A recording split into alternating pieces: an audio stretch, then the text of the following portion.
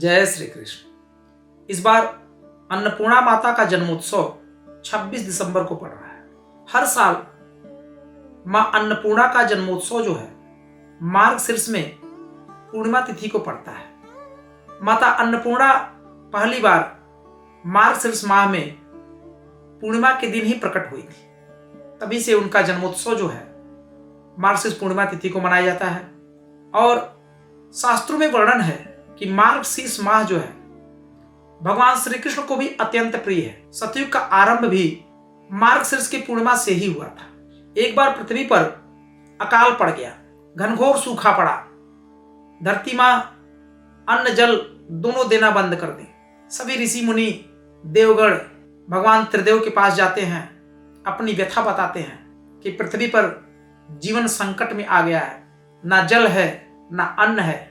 ऐसे में क्या हो, प्रभु आप लोग पृथ्वी वासियों के लिए कुछ करिए। सभी देवताओं की चिंता सही थी। सभी देवता और ऋषियों की प्रार्थना पर भगवान भोलेनाथ ने पार्वती जी को आदेश दिया कि आप जा करके धरती माता से पता लगाइए कि धरती मैया क्यों अन्न देना बंद कर दी है, क्यों जल देना बंद कर दी। माता पार्वती पृथ्वी पर आती हैं और पृथ्वी से बात करती हैं कि आपने अन्न का दोहन कैसे कर लिया, जल का दोहन क्यों कर लिया। चारों तरफ सूखा अकाल पड़ गया, एक भी दाना अन्न नहीं है। लोग भूख से प्यास से तड़प तड़प कर मर रहे हैं, आप ऐसा क्यों कर रही हैं। तब धरती मैया ने कहा कि देवी, पृथ्वी पर लोगों ने बहुत ही अत्याचार अन्याय पाप करना प्रारंभ कर दिया है और ऐसे में मैं इन्हें बर्दाश्त नहीं कर सकती। इन्हें भूख और प्यास से तड़पा तड़पा कर मार डालूंगी। एक भी अन्न नहीं दूंगी, एक बूंद पानी नहीं दूंगी, सब सोख लूंगी। पार्वती जी ने धरती मैया को समझाया कि देवी आप मां हैं और भला कोई मां अपने संतान के साथ ऐसा कैसे कर सकता है। संतान कितना भी दुराचारी क्यों ना हो, पापी क्यों ना हो, लेकिन आप तो मां हैं, आप तो ऐसा मत करिए। पार्वती मैया की इतनी बात जब धरती मैया सुनी तो उनके हृदय में करुणा आ गई, दया भाव प्रकट हो गया। उन्होंने कहा देखो देवी, मैंने तो अपने अंदर दोहन कर लिया है, लेकिन आप अगर चाहें तो पृथ्वी वासियों की मदद कर सकती हैं। आप अपने अन्नपूर्णा रूप में प्रकट होइए और अगर महादेव आपसे भिक्षा मांगेंगे, आप उन्हें भिक्षा दीजिए। उस भिक्षा को मैं इतना बढ़ा दूंगी कि इस पृथ्वी से फिर कभी अन्न की कमी नहीं होगी। तब माता पार्वती अन्नपूर्णा मां के रूप में प्रकट होती हैं और महादेव सोचने लगे कि पार्वती जी कहां गई।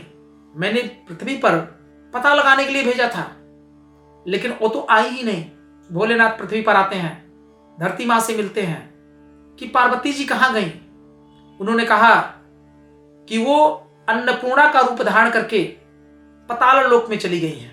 भोलेनाथ उनके पीछे पीछे पताल लोक में जाते हैं और वहां पर पार्वती पार्वती करके गुहार लगाते हैं, लेकिन पार्वती जी सुनने वाली नहीं। पार्वती जी का तो नाम ही बदल गया। इस समय वो पार्वती रूप में ही नहीं है, उन्हें भान ही नहीं कि मैं पार्वती हूं। वो अपने अन्नपूर्णा रूप में प्रकट है। फिर भोलेनाथ कुछ सोचते हैं और फिर वो अन्नपूर्णा अन्नपूर्णा करके पुकारते हैं। तब अन्नपूर्णा मां ध्यान देती हैं और भिक्षा मांगते हैं। मां अन्नपूर्णा से भिक्षाटन करते हैं। मां अन्नपूर्णा भिक्षा देती हैं। महादेव उनसे गुहार करते हैं कि आप ऐसा मुझे वरदान दीजिए, वचन दीजिए कि इस अन्न से पूरे पृथ्वीवासियों का पेट भर जाए और कभी भी अन्न की कमी ना हो पृथ्वी पर। माता अन्नपूर्णा ने वरदान दिया कि ऐसा ही होगा।